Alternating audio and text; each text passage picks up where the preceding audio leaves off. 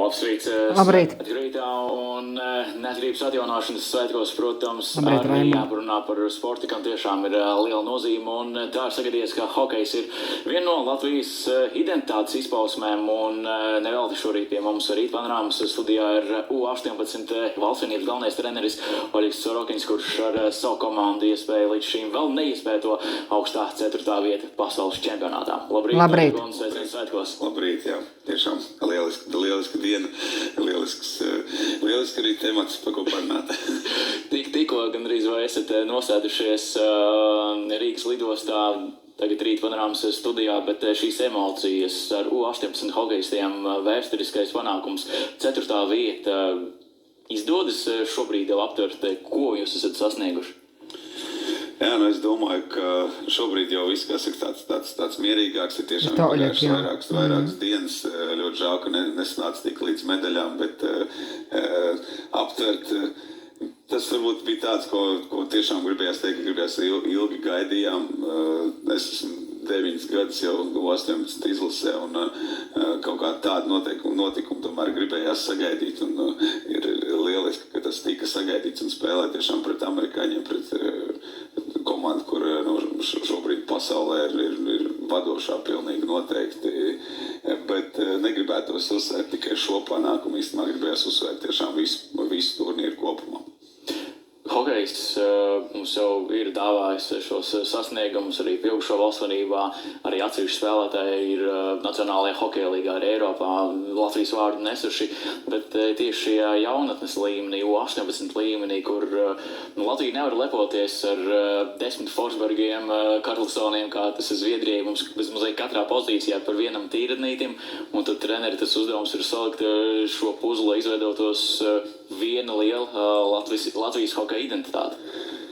Jā, protams, viena lieta ir treneru uzdevums, otra lieta, protams, arī pašu puišu vēlmes un arī pašu puišu izpratni par to, kas ir šī spēle, kā viņu spēlēt, kā saliedēties un būt tādam vienotam veselam. Un man liekas, šogad tiešām bija šī situācija, ka arī tie mūsu kapteiņi, bija Tarvits, Mūrnieks un Reidzāns, ka viņi arī ap sevi izveidoja to kolektīvu, kas kopā gāja uz mērķi, un man liekas, ka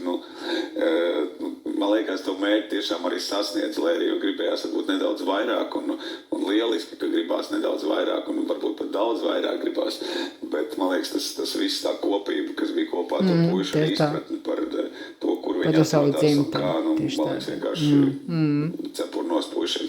Kas ir šī par paudzi, kas tie bija par spēlētājiem tavā komandā, jo noteikti, izcīnītā augstā 4. vieta, bet noteikti arī ar iepriekšējo šo arī, pieņemsim, tavu 9 gadu darbu, noteikti šie klusīši, varbūt arī tavā treneru atziņu līmenī kaut kādas lietas tika noformulētas, kas nostrādāja tieši tagad, bet tieši šie spēlētāji, kas vienā no intervijām pirms gadiem nemaldos izteicies, ka tavs slīdis pat ir vecākas nekā dažs labs tavs hokejs komandā, ir izteiktas atšķirības no laika, kad tu arī pats biji valstsvienībā, kā jūs arī skatījāties uz to, kas ir Latvijas izlase, ko nozīmē pārstāvēt savu valstu, un tagad šī jaunā paudze, kas jau ir uzauguši neatkarīgā Latvijā?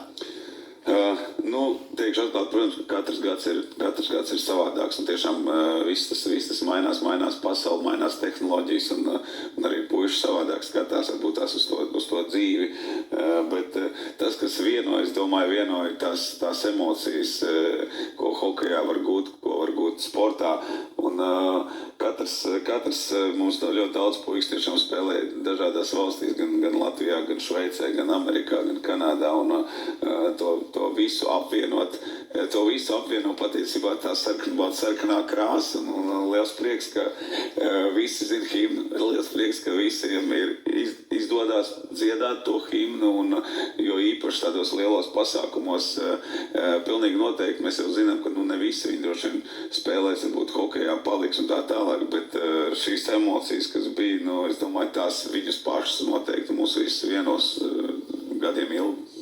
Jā, bet šis skatījums uz dzīvi, ko saka, varbūt atšķirās gan varbūt no gadu uz gadu, bet Atceries pats, Latvija tikko atgūst neatkarību, arī Latvijas valstsonība sāk atkal savu starptautisko atzīšanu.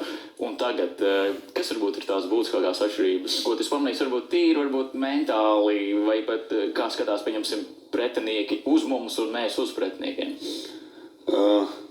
Man liekas, ja tā globāli varbūt nemaz tik trakas tās atšķirības nav. Tajos pirmajos gados mēs ļoti vēlējāmies, apliecināties, un principā nekas nav mainījies. Tajos pirmajos gados patiesībā, man liekas, ka Slovākijā bija U20 izlasē, bija Slovākijā pasaules čempionāts kvalifikācija uz C grupu. Mums bija jāiet no pašas apakšas, un tas tieši manā tajā laikā, teiksim, sākās. Un tagad es domāju, tā apliecināšanās, tas nav zudis.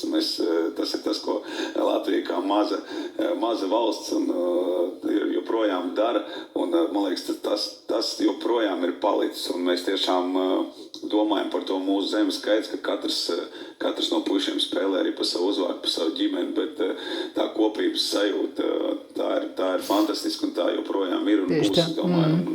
Un lieliski, ka mums vēl izdodas kaut ko šādus, ka vispār šie pasākumi notiek tuvu, gandrīz vai tātad Latvijas neatkarības atgūšanas svētku laikā.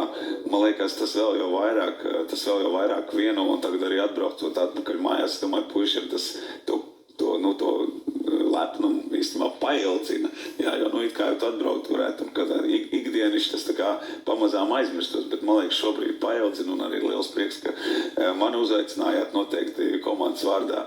Ir patīkami te atrasties. Jo arī pieminēju šo vienu no arī galvenajiem aspektiem vecāka ģimenes loma. Un arī šeit varam redzēt mammas, tēti, brāļi, māsas arī atbalstīja klātienē U18. Mums arī paskatīsimies, katram no hokejistām arī ir izdevies sarūpēt savu ģimenes bildīti, bet šī vecāka loma, cik viņi ir ļoti svarīgi mūsu hokeja panākumos. Tieši tā, lieliski. Es tiešām arī varu pateikt paldies vecākiem par atbalstu un paldies visiem tiešām, jo bija ļoti pozitīvi tieši arī atrodoties Slovākijā, bet es tomēr gribētu teikt skaidrs, ka paldies par to, ka tie puiši atbalstītu visu dzīvi līdz šim, un noteikti vecāki ir atbalstījis arī vēlāk. No dažādiem klubiem mēs nākam, manā laikā, kā tu prasīji, tad mums bija tikai 2 komandas, bija Rīgas Dinamo un Latvijas Bēss. Vēl pāris tur arī klubi, varbūt tās, kas bija ārpus Rīgas, bet nebija halas īsti. Tagad mums ir tiešām puikas no visādiem klubiem Latvijā. Paldies visiem šiem klubiem arī par attīstību. Tas atbalsts noteikti ir neatsverams un liels vecāku nopelns. Un es ceru, ka vecāki tiešām gūst baudu ne tikai no tā, ka ir jābrauka un jāvadā un brīžiem jābūt par taksistu vienkārši, jā, bet tiešām no tā, ka bērni gūst tos panākumus un ka vispār var spēlēt tādā līmenī. Jā, tas ir fenomens pie mūsu ierobežotā resursa, pie gan finansiāli, gan arī cilvēku resursa. Mēs esam spējuši konkrēt un pat pārspēt pasaules varenos, kam gan haļu skaits, gan arī ir tūkstošiem uz vienu varbūt šo pozīciju, bet ar visiem šiem vecākiem aiz muguras tie mazie ķipari var apspēlēt tos pašus arī NHL spīdekļus.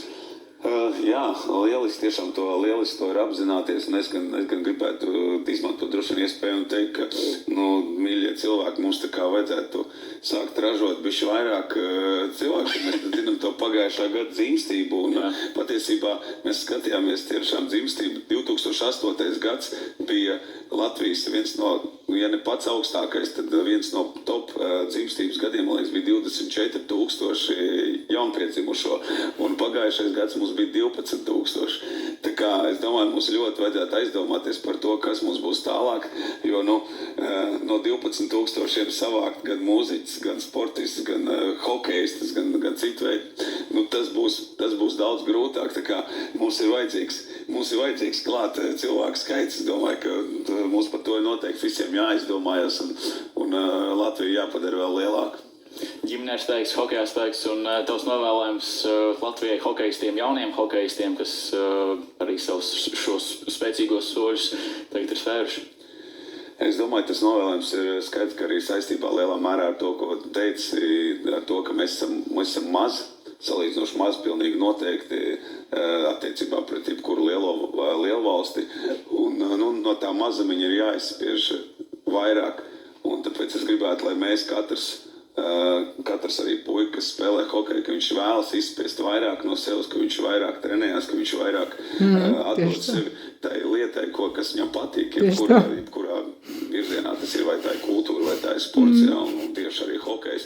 Un man gribētos, lai mēs vienmēr esam ar abām kājām uz zemes, lai mēs nelidojam mākoņos, lai mēs esam tā strādīgā tauta, un tāpat laikā, tā kā tu teici, lai mums vienmēr ir arī kāds dimantiņš. To noteikti gribētos novēlēt.